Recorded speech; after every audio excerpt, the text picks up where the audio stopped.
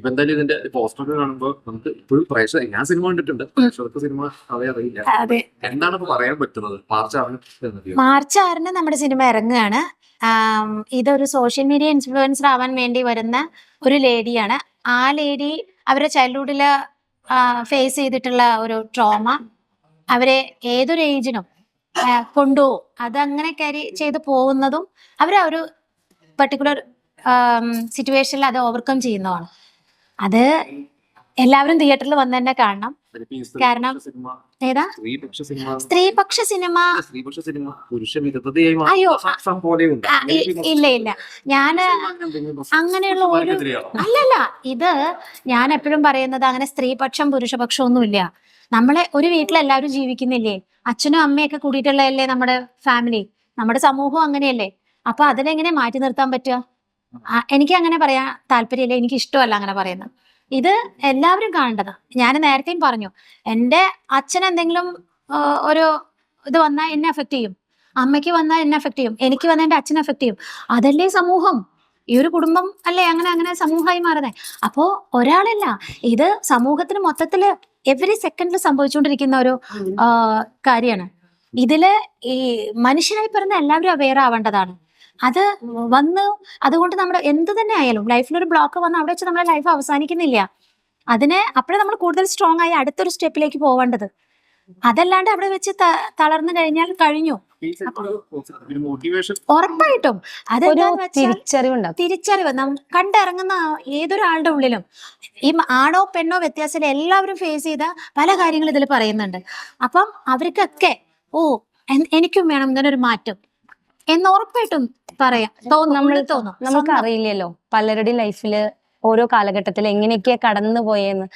എല്ലാവരും ആ ഒരു കടന്ന് ചിലപ്പോ നമ്മളങ്ങനെ, അപ്പോ അവർക്കൊക്കെ ഒരു തിരിഞ്ഞുനോട്ടാവാം. ചിലപ്പോ ഇനി മുന്നോട്ട് ചിലപ്പോ ചില ബ്ലോക്കുകൾ ഇതുപോലെ ഉണ്ടാക്കിയിട്ടുണ്ടാകാം. അതിന്നൊക്കെ മുന്നോട്ട് കടക്കണം, ഇനിയും ലൈഫ് മുന്നിലുണ്ട് എന്ന് കാണിച്ചു കൊടുക്കാൻ സഹായിക്കും. നമ്മൾ സ്വയം തീരുമാനിച്ചാലാണ് നമുക്ക് മുന്നോട്ടുള്ള ഒരു വഴി തുറക്കുള്ളൂ. അതിന് എത്ര ബാക്കപ്പ് ആളുകൾ ഉണ്ടായിട്ടോ സപ്പോർട്ട് ഉണ്ടായിട്ടോ കാര്യമില്ല. നമ്മുടെ ഉള്ളിൽ നിന്ന് ആ ഒരു ഫയർ വരണം. അത് സിനിമ കാണുമ്പോൾ കിട്ടുന്നാണ് എനിക്ക് തോന്നുന്നത്. കണ്ടെടുത്തോളം ഒരു പ്രേക്ഷക എന്ന നിലയിൽ കണ്ടിട്ട് അങ്ങനെയുണ്ട്. അതെ അതെ അതെ അതെ കാണണം.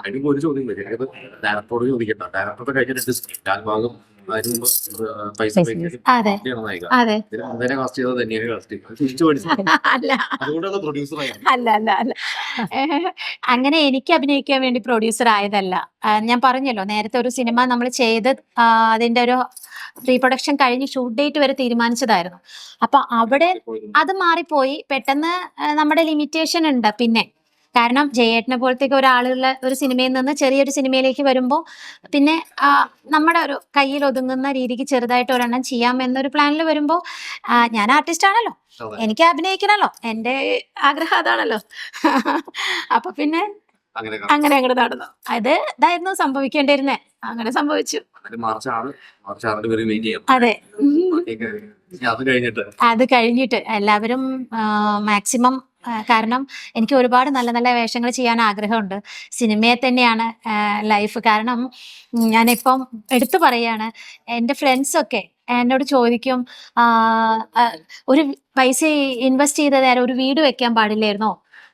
അല്ലെങ്കിൽ സാധാരണ ആളുകളെ എല്ലായ്പ്പോഴും ചെയ്യുന്ന പോലെ ഒരു ഫാമിലി, കല്യാണം, കുട്ടി, വീട്, അതൊന്നും അല്ലാണ്ട് ഈ സിനിമ ഒരിക്കലും ഒരു ഗ്യാരണ്ടി ഇല്ലാത്തൊരു ഇതിനു വേണ്ടി എങ്ങനെ ഇറങ്ങി തിരിച്ചു? എന്ത് ധൈര്യമാണ് അത്? ഓരോ ആളുകൾക്ക് ഓരോ സംതൃപ്തി, ഓരോ സന്തോഷം, ഓരോ ഇഷ്ടങ്ങളല്ലേ.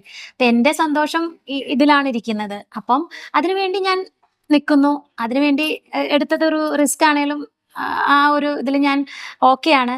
അപ്പം പക്ഷേ എന്നെ സപ്പോർട്ട് ചെയ്ത് കൂടെ നിർത്തേണ്ടതും കൂടെ കുറെ ക്യാരക്ടേഴ്സ് ചെയ്യേണ്ടതും എൻ്റെ പ്രേക്ഷകർ കണ്ടിട്ടാണ് തീരുമാനിക്കേണ്ടത്. ഞാൻ ഇനി ഇവിടെ നിൽക്കണോ പോണോന്ന്.